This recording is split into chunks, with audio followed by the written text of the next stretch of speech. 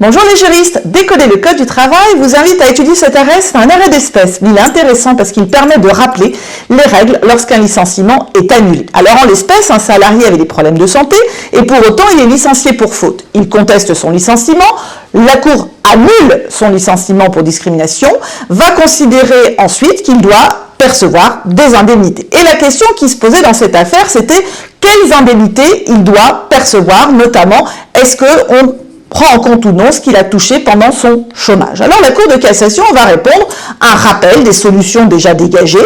Le salarié dont le licenciement est nul en raison d'une atteinte portée à une garantie fondamentale, eh bien il peut demander sa réintégration. Il a dans ces cas-là le droit au paiement d'une indemnité égale au montant des rémunérations qu'il aurait dû percevoir entre son éviction et sa réintégration, sans déduction des éventuels revenus de remplacement, mais il ne peut prétendre aux indemnités de rupture. Que faut-il comprendre de cet arrêt? Eh bien, c'est deux rappels. D'abord, le fait que lorsqu'un licenciement est nul, le salarié a le choix. Soit il demande sa réintégration et revient à l'entreprise, soit il ne veut pas revenir. S'il demande sa réintégration, que peut-il percevoir? Deux choses.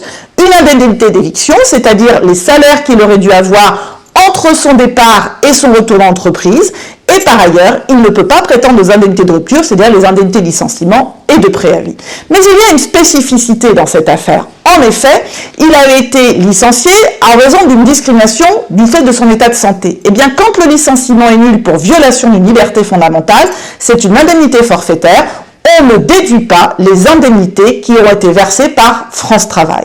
Autrement dit, c'est un effet dissuasif vu le coût. Pour l'employeur, ça coûte particulièrement cher. Voilà, à bientôt les juristes, au revoir.